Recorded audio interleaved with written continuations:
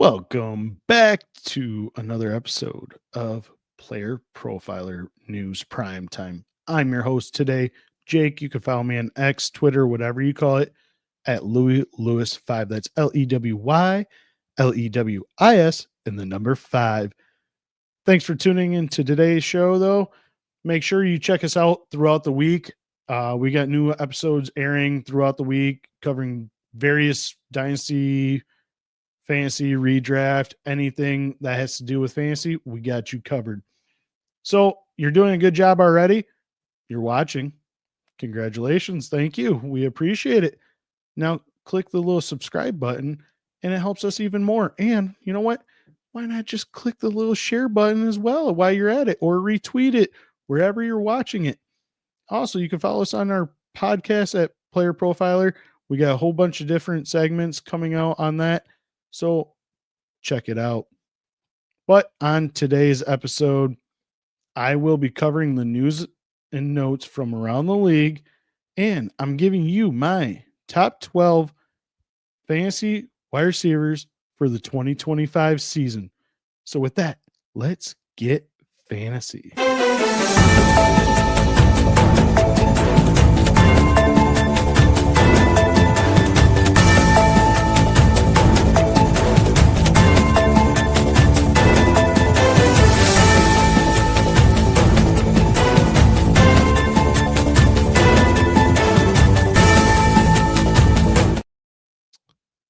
News around the league right now is Rashod Bateman signed a 3 years, $36.75 million extension. $20 million is guaranteed. I'm pretty sure this is going right at this point for wide receivers in this day and age.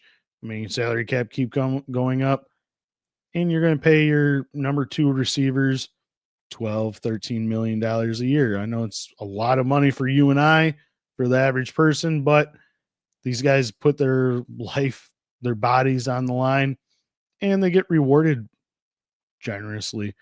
And, you know, Rashod Bateman, he'll give you that 3 for 60 yards and a touchdown every third game, roughly. And it can be great for late round best ball. You never know. He might give you 4 or 5 catches for 100 yards and a touchdown. So he's always there for, I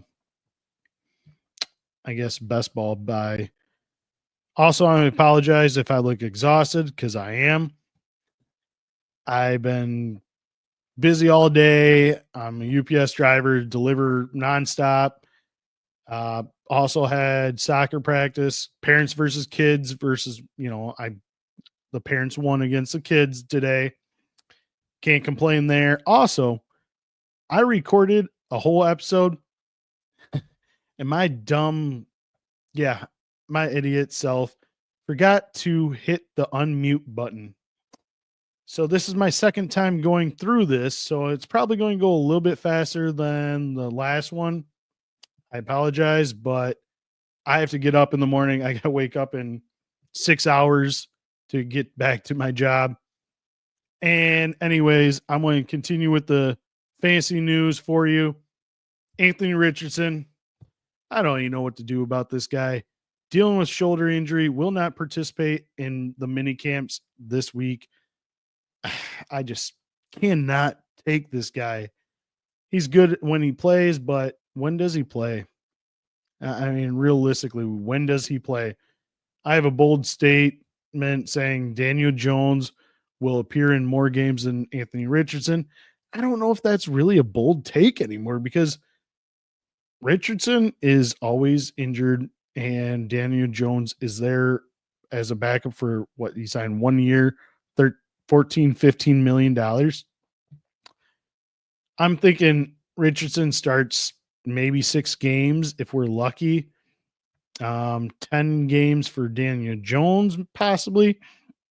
But I'm saying Riley Leonard from Notre Dame is going to start at least 1 game. You know what? Let's just do a hotter take than Daniel Jones. Riley Leonard is going to appear in more games than Anthony Richardson this season. Mark it on your calendars. I say it here first. June 10th, 2025 on Player Profiler. I just don't see it. I mean, he might even get in there for a couple rushes as well, Leonard, but hell, I'm saying it now. Also around the league, Jaire Alexander. I know we don't really talk much about defensive players, but the Packers are releasing him, all pro corner. I mean, this is going to kind of set the Packers back, so it might be more competitive games. They could also be trailing in some, meaning they're probably going to throw the ball more, hopefully, and or have negative game script. And, maybe they'll even give you some garbage time plays. I mean, it's a love-hate relationship for us fantasy gamers, but that's what we live for, and that's why we do it, because we love the fantasy aspect. Next, Nick Chubb signing with the Houston Texans. It's already been a done deal. He was pending physical. I see that he is now signed. I think it's like a $2.5 million contract, but it could be worth up to $5 million. I think this has some underlying messages, though. In addition to it, we last heard Joe Mixon was dealing with ankle injury and he was seen in a walking boot after practice. I mean, maybe there's more to the story than not, because I feel like this signing kind of was out of the left field. I mean, we had last week, I reported Commanders and Bears were very interested in Nick Chubb. And now this week I'm saying the Texans are signing him. That Mixon could, he could be fine. I know he's supposed to be ready for training camp, but I still have a weird feeling that it could be more to this injury than we're getting leaked out. Also, last season we seen Mixon miss 3 games, and from week 15 to the second round of the playoffs, he averaged only 53% of snap share. That's not good for a running back at all. So this signing could be, also for a reliable backup. Maybe Mixon plays 3 games or Chubb plays 3 games, and then vice versa every other game, so that they get fresh legs in there. Who knows? Finally, the the Aaron Rodgers drama has ended, but now it begins for you, Pittsburgh. Congratulations.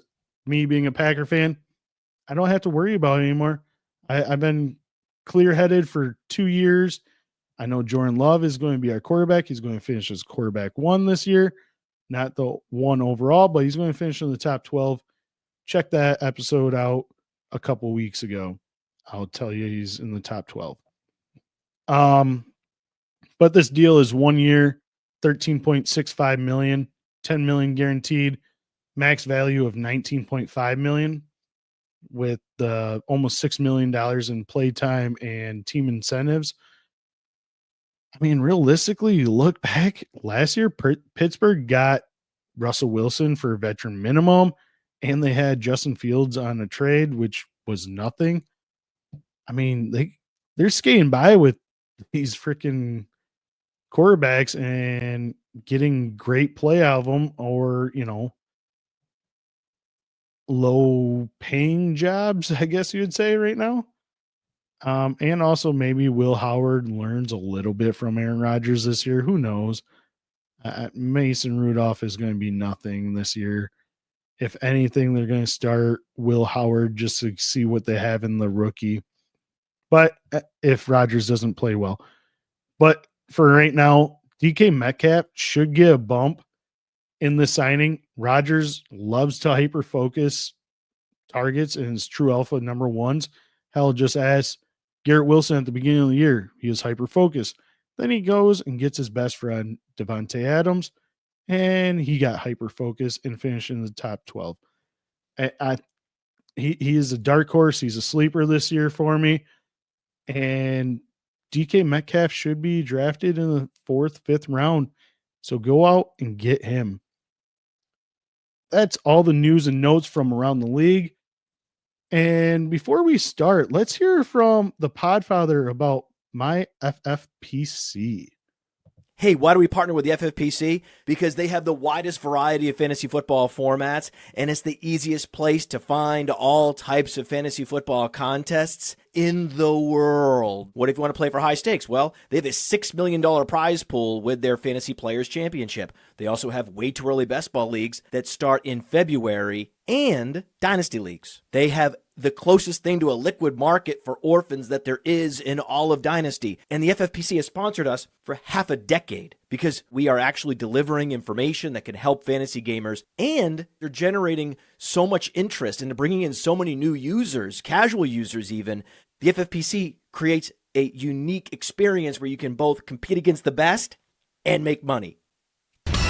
Use promo code UNDERWORLD to get $25 off your first team. $25 off your first team at the FFPC with promo code UNDERWORLD. Go get it! Yes. FFPC, I mean, you're afraid that Dynasty League that you just joined with your friends and family members, that might just fold. But FFPC, it never folds. They always have orphans. And if somebody drops out of your league, guess what? They fill it with another guy. Use RotoWorld for $25 off your first time. Anyways, every year we see new faces in the top 12.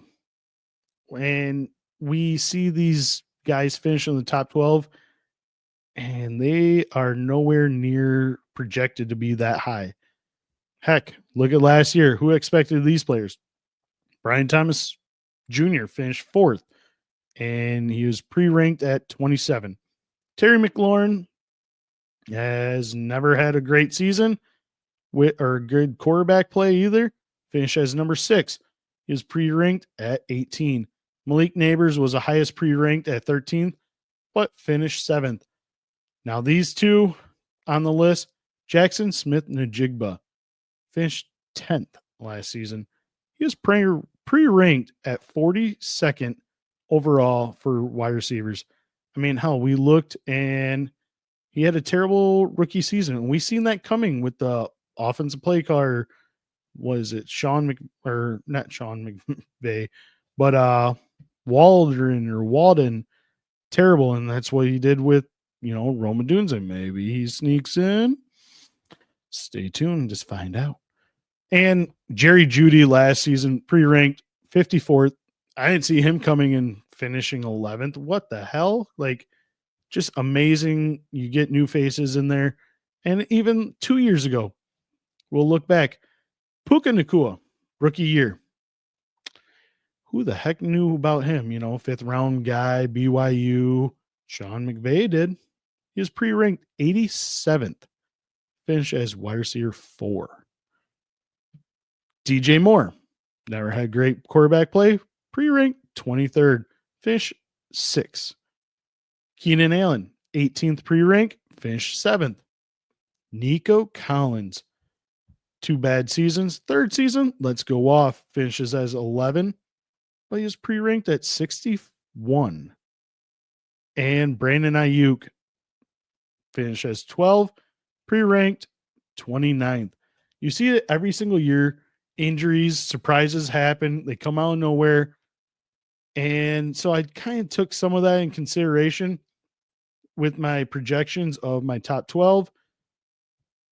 I mean, let's see if any of these guys surprise you.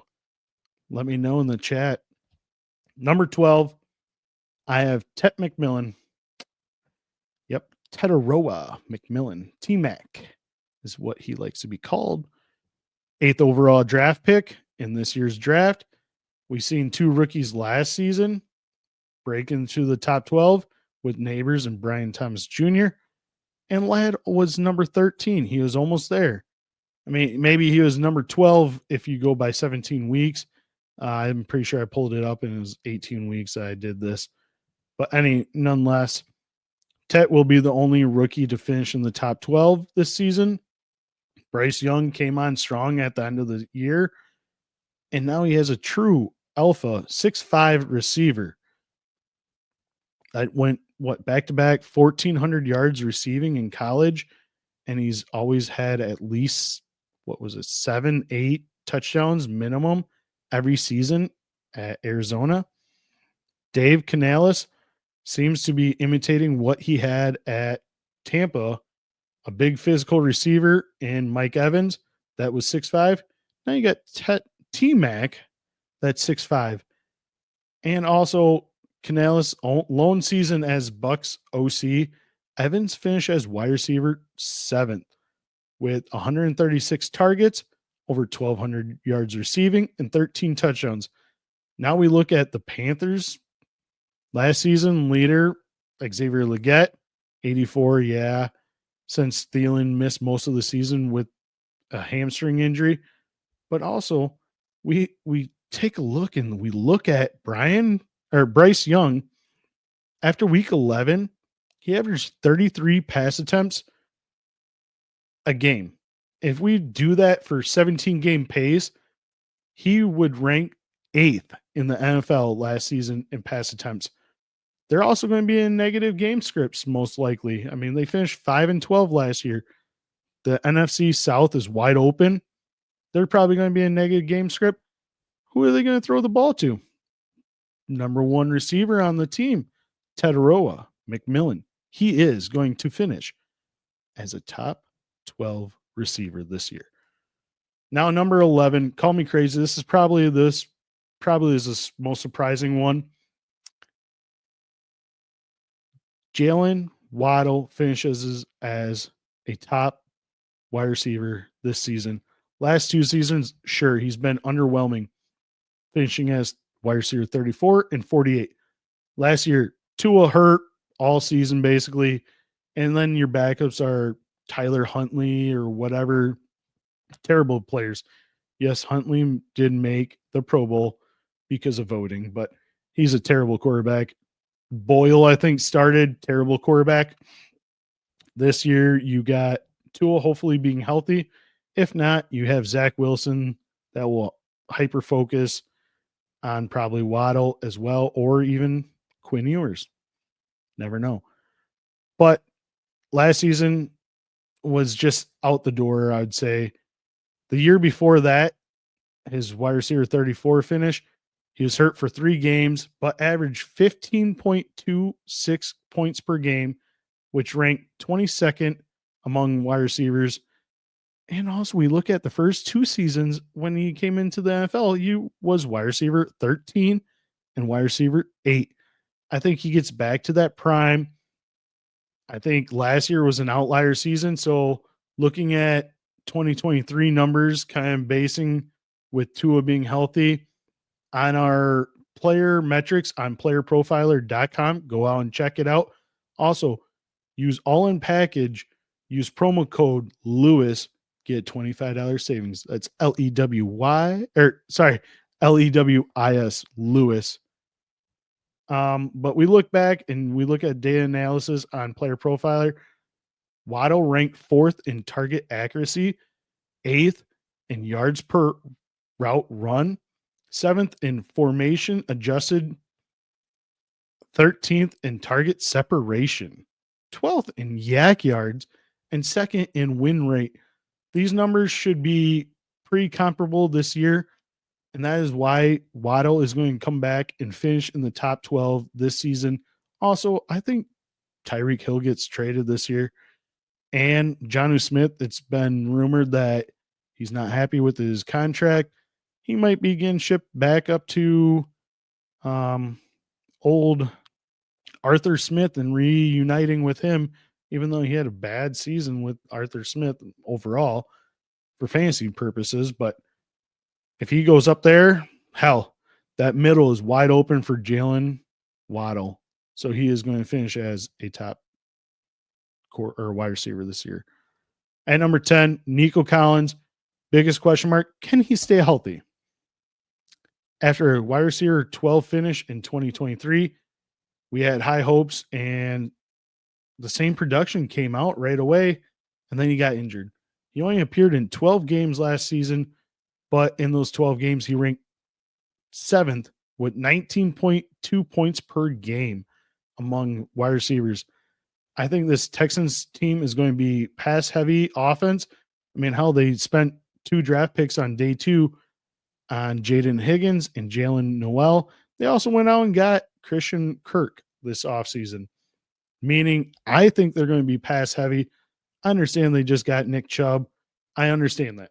But those 2 players are on the wrong side of their playing careers, Joe Mixon and Nick Chubb. Nico Collins on Player Profiler, he ranked 5th on our EXP, explosive play rating. As long as he is healthy, he is going to finish as a wide receiver 1 this season. Number 9, I have Jackson Smith-Njigba.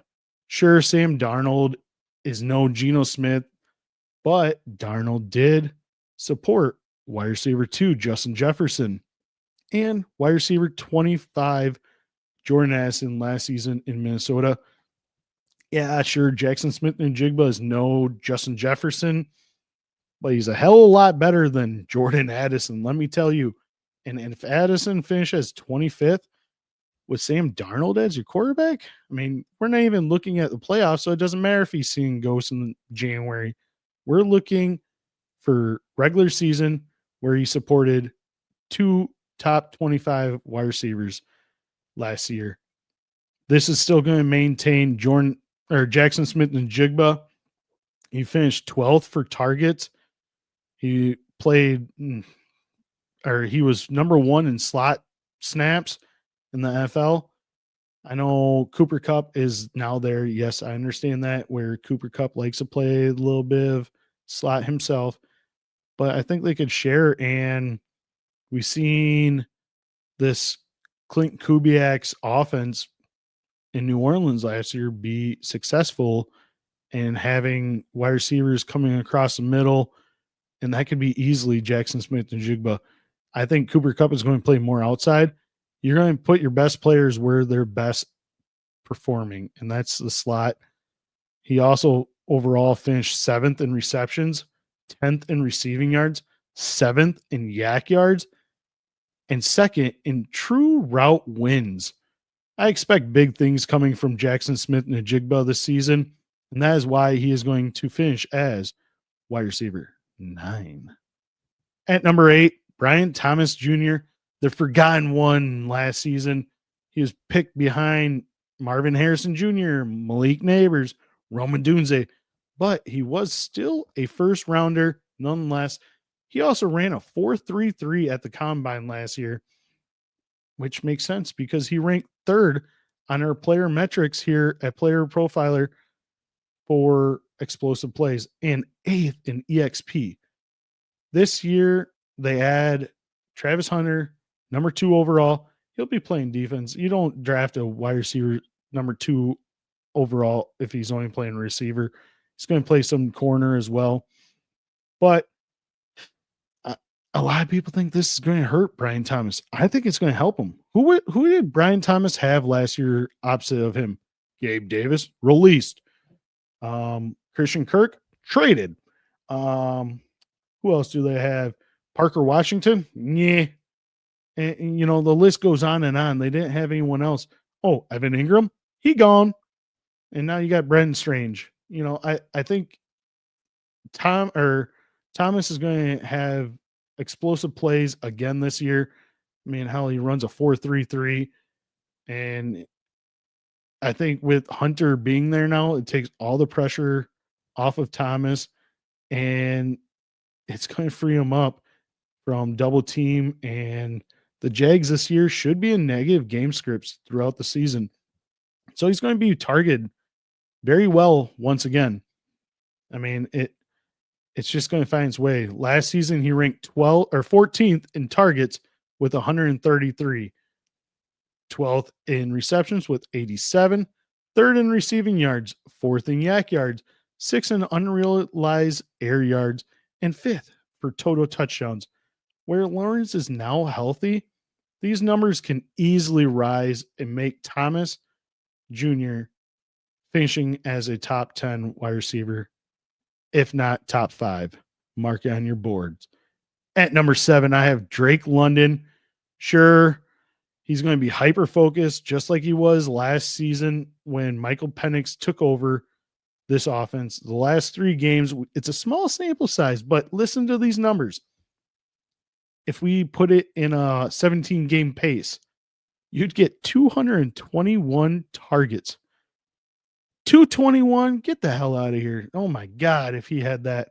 125 catches, 1995 receiving yards, and 11 touchdowns. Yes, these numbers are unrealistic. It's not going to happen. I understand he possibly could get 2,000 yards. It ain't going to happen now. Let's just say he gets, 75% of it. It's still a high outcome. 165 targets, 93 catches, almost 1,500 yards, 8 touchdowns. Those are still a little bit high on my end, but say he gets 1,200 yards and, he's going to be on pace and he's going to easily finish as a wide receiver 1 this season for the Falcons. Plus, this Zach Robinson's team is going to explode in the second year with him. I mean, Drake London's going to lead the team in receiving, whereas Bijan's going to lead the team in rushing.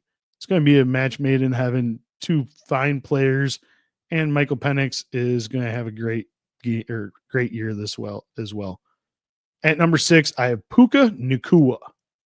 He has Adams there now instead of Cooper Kupp, which Nacua with Kupp there was a top target earner in the Rams offense.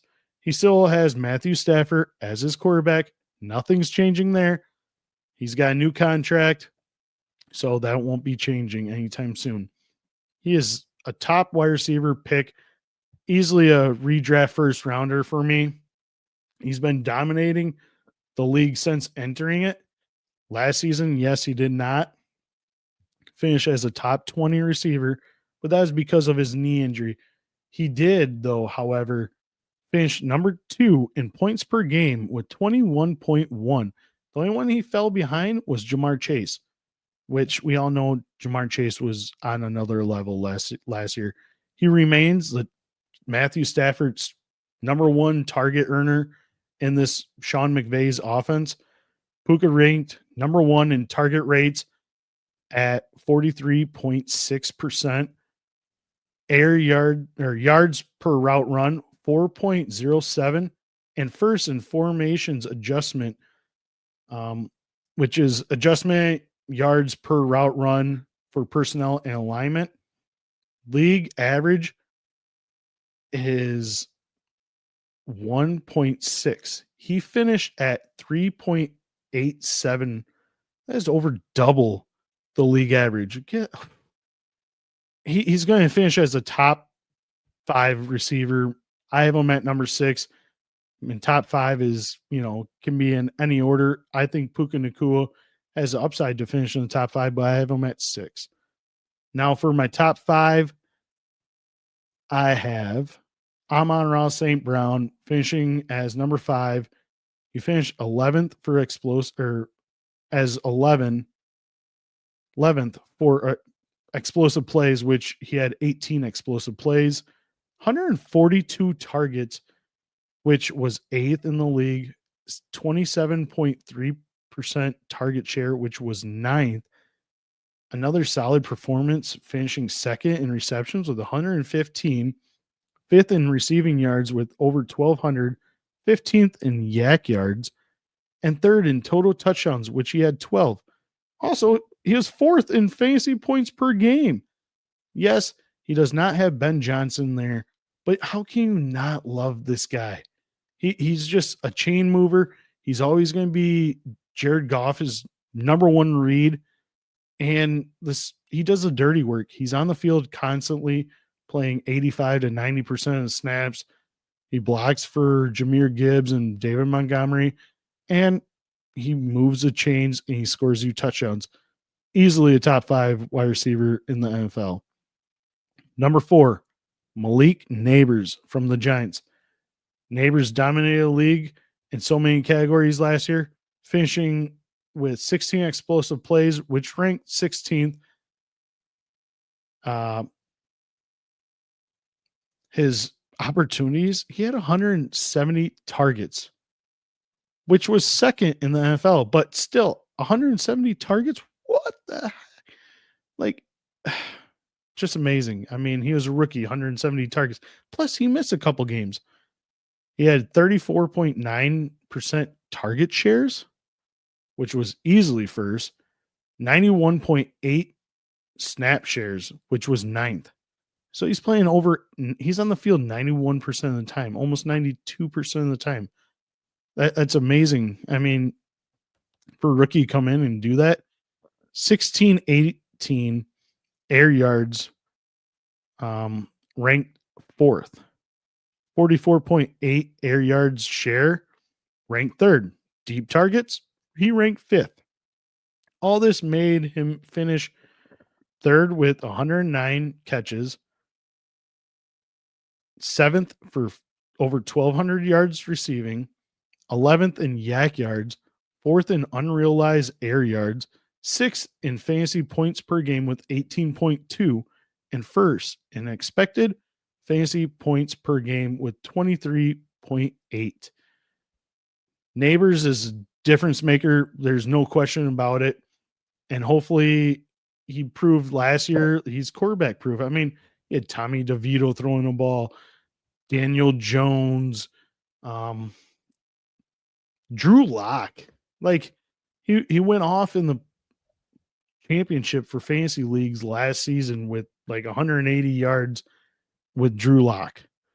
This year you got Russell Wilson that should probably be a better statistical quarterback for Malik Nabers, and maybe even at the end of the season, Jackson Dart, or even better, Jameis Winston might even play a couple games. And if he does, he's going to be wide receiver 1 on that week. Mark it in your books. He's going to be soaring to the moon if Jameis Winston is the starter any game. And with that, like, there's no reason why he should not finish as a top 5, in this case, number 4 overall wide receiver this year.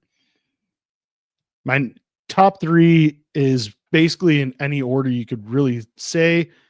I have Justin Jefferson for the Minnesota Vikings as number 3, only because he lacks the quarterback play. I mean, yes, Kirk Cousins, no problem. Nick Mullins, no problem. Josh Dobbs, no problem. Last year, Sam Darnold, still no problem. Fast forward now, you have J.J. McCarthy. McCarthy missed all of his rookie season with a knee surgery injury, but gained valuable knowledge and sitting behind and learning how to be an NFL quarterback. And they didn't sign anyone. They didn't want anything behind him. I mean, they could have got Aaron Rodgers or whatever the case may be. You know, Aaron Rodgers wants to follow Brett Favre's footsteps and go to Minnesota and yada, yada, yada, yada. You know, they didn't even bring him in. They don't even want him. They want to move forward with J.J. McCarthy. And I think it's going to be a match made in heaven for years to come for them. Jefferson showed he's quarterback proof.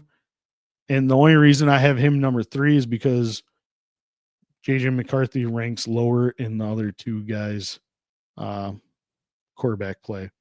Since coming into the league, though, Jefferson 2020, he's finished as wide receiver 6, 4, 1, 33, and second last year. Even the year that he finished 33rd, he only played in 10 games, but was 5th most in points per game at the wide receiver position. Easily a top 5 in the realm of possibilities, but I think it really just depends on quarterback play this coming year. But mark it on the calendar, he is going to finish as wide receiver 3. Wide receiver 2 this year in my rankings, CeeDee Lamb, Cowboys. How can he not? I mean, he had Cooper Rush as his quarterback last year, throwing him the ball, and it was terrible. I mean, he hyper-focused CeeDee Lamb, but his catchable balls were not that, high compared to what Dak can throw. And now Dak is healthy. Why would he not be a number 1, number 2, number 3 wide receiver on the year? That's why I have him at number 2. He's going to take the stuff underneath, especially now. You got George Pickens as your outside receiver on the other side. Who do you have before? Jalen Tolbert, Michael Gallup, all these other guys. Now he's got George Pickens. I can stretch the field and leave CeeDee Lamb playing the slot, taking anything underneath. Get out of the way, Jake Turd Ferguson, whatever you want to say. Get out of the way because CeeDee Lamb is catching all the balls over the middle, and he can still play outside. It's just, he's going to be sensational this coming year. I just have him number 2 because number 1, Jamar Chase. Come on. Triple Crown winner, leading receptions, receiving yards, touchdowns. This guy is just amazing, and his quarterback play is top tier easily with Joe Burrow. Plus, what the hell did this Bengals team do to the offense last year or this offseason? You got Shamar Stewart that you drafted in the first round. The guy only has 4.5 career sacks at Texas A&M. Oh, you're going to replace him with the sack leader for the last 2 years in Trey Hendrickson because you still can't get him signed? Good luck with that. You know what? Do that, please, because this means gold for fantasy gamers, because the Bengals offense is going to soar because the Bengals defense sucks. It's just that simple. Bengals team sucks. How are you going to win games? You throw the ball to Jamar Chase and easily become another one wide receiver as well. He's so young. I still can't believe Kyle Pitts got taken in front of him. Woo! I still can't believe that happened. Anyhow, that got sidetracked, squirrel, but Jamar Chase is easily a top 5 wide receiver this year, but I still have him number 1 again. He might even have that Triple Crown winning again this year just because that defense is so bad and they play so poorly. Jamar Chase to the moon, and that is my top 12 wide receiver rankings. Let me know, chat. Who do you think I miss? Who do you think ranks better? Who do I have way too high, way too low, whatever? Let me know. I just want to hear your thoughts. And, I understand, like, I could have had Ladd McConkey, could have had other players, Garrett Wilson. I just have to be realistic because like I said before, you have roughly 4 or 5 new faces that is in the wide receiver, top 12 wide receivers of every year. Let me know though. And with that, it is a wrap of today's episode of Player Profiler News Primetime. Again, I apologize if I look exhausted because I am. I got to get up in less than now 6 hours to go work. And you're doing a good job right now, though. You're watching, you're staying tuned. Click a little notification. Why not follow us? We give you all these expert tips and fancy tips as well, expert analysis. And we have new shows on every day, every night. Why would you not why go anywhere else? We're here for you guys. Click the share notification or share button. Why not share it with a friend? I understand you want to get that, top level, but it helps us. It helps the channel. Share it. Follow me on Twitter, X, whatever you call it. Louis Lewis 5. That's LEWY, LEWIS, and the number 5. It's also right there on the screen. Also, check out my podcast, Fantasy End Zone. Give it a listen. Give it a thumbs up. Follow it anywhere you get your podcast. Also, Fast Draft. We are now live in Pennsylvania. So if you're new to, Pennsylvania, if you live in there or anywhere that we service, be sure to download Fast Draft. And use promo code Lewis, LEWIS, and get a dollar for dollar match up to $50 on your first deposit. That is code Lewis. Check it out. Anyways, I got to get out of here, and I appreciate it, and we'll see you guys next week. Until then, be safe and have fun. I'll see you fantasy gamers next week. Peace. From the Podfather to you, I deeply appreciate you tuning in. And many ask, what can I do? What can I do to help support the hosts, the research they do, the production costs? Go to playerprofiler.com, Dynasty Deluxe, World Famous Draft Kit, Rankings, DFS Dominator, and of course, data analysis. Subscribe to any one of those, and you support all of us and take Player Profiler to the moon.